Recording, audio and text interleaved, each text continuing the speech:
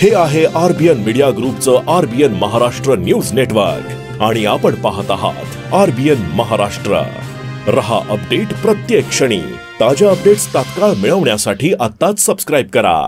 नमस्कार, मी उमेश वाजातकरी, राहणार सुलतानपूर, तालुका जुन्नर, जिल्हा पुणे। की ऊस आम्ही पारंपरिक ऊस शेती करतो। आता आम्हाला जरा काहीतरी बदल काय पाहिजे होता, कारण का ऊसामध्ये खूप अडचणी यायला लागल्यात, होमणी, इतर आजार, त्यामुळे ॲव्हरेज मिळत नाही आणि त्या पायांनी त्याच्यात ऊस तोडण्याचं 18-19 महिने थांबून ते ऊस तोडणार। मग त्यामुळे मग आम्ही जरा म्हटलं फळशेती करून पाहू कसं काय होते, काय होते, एक्सपोर्टवरती काम करायचं, प्रॉपर चांगलं काम करायचं। म्हणून आम्ही जैनवाल्यांचे काही सेमिनार अटेंड केले, त्यानुसार मग त्यांचे सल्ले घेऊन, त्यांचे मार्गदर्शन घेऊन आम्ही केळी लावायला सुरुवात केली।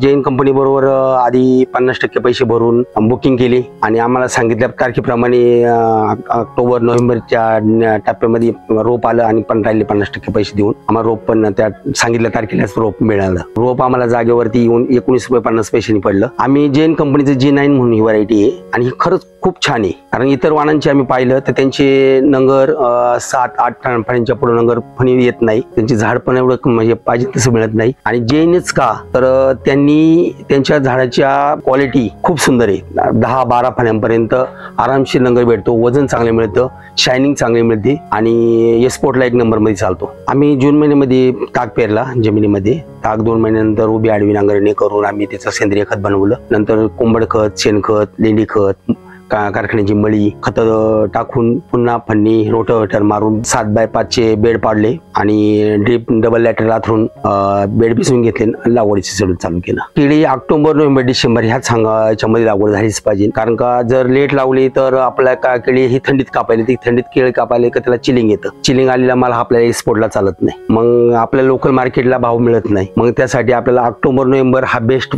ऑप्शन आहे। 9 महिन्यात केळी कापायला येते। लागवड करताना 7x5 उभे अंतर 5 फूट, आडवं अंतर 7 फूट मध्ये आपल्याला ट्रॅक्टरनी मशागत करता येते।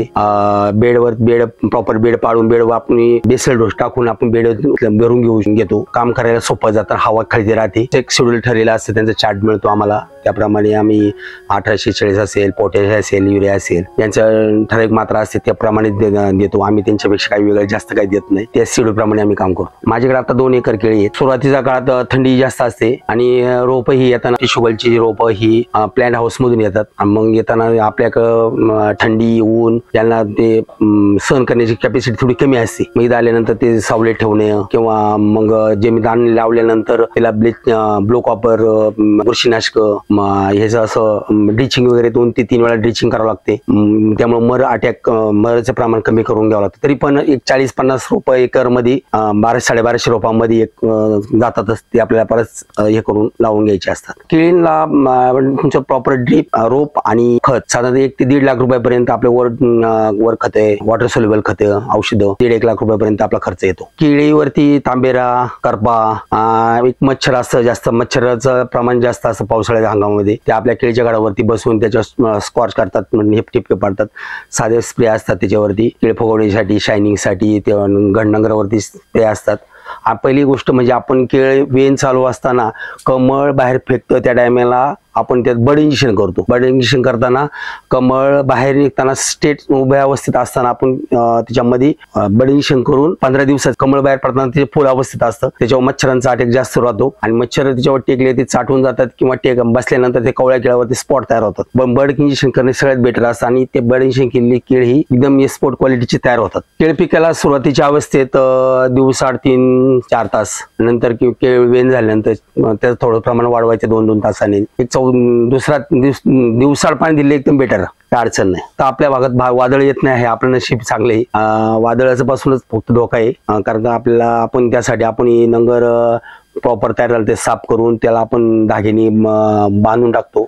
बांधून केळाच्या नंगरापाशी खेळून बांधल्यानंतर तो स्टेबल राहतो, सरळ राहतो आणि फण्यांची संख्या आपण सुद्धा कव्हर ठेवतो, जेणेकरून 12 ठेवायचे नसतात, की आपल्या कंपनी सांगते 9 ते 10 फण्यांपर्यंत ठेवायच्या, बाकीच्या छोटे फणी असते खालची ते आपण काढून टाकतो। केळीची साफसफाई चांगली व्यवस्थित ठेवायची आणि 9 फण्या 10 फण्या कट करून खालची पॅसेस जास्त ठेवून तो केळीच्या झाडाशेजारी बांधून टाकायचा असतं, म्हणजे जेणेकरून झाड पडत नाही. वेन 6 महिन्यात चालू होते. 8-9 महिन्यापर्यंत वेन कम्प्लीट होऊन सुरुवातीला स्टार्टला जे वेन झालेत 9 महिन्यानंतर चालू होतात. 10व्या महिन्यात वेन कटिंग चालू होते. एकरी 30 ते 35 टन माल निघतो सर. एक झाड आपल्याला जर आपला नंगर 30 ते 35 किलो नंगर सहज पडतो. आणि आजच्या चालू बाजारात जर 20 रुपये किलो जरी भाव धरला आपल्या 500 ते 600 रुपये आपल्याला मॅक्झिमम मिळून जातात. आणि 1 एकर मध्ये 1200-1250 रोप बसतात. 6.5 लाख रुपयापर्यंत पैसे आपल्या हातात येतात. त्यात आपल्या 1-1.5 लाख 2 लाख रुपये जरी मजुरी सहज धरला तर ते 3-4 लाख रुपये आपल्याला सहज मिळून जातात. नवीन शेतकऱ्यांना नक्कीच ह्यावेळेला काहीतरी करण्याच्या मागे लागलं पाहिजे. एक्सपोर्ट वर्क केलं पाहिजे,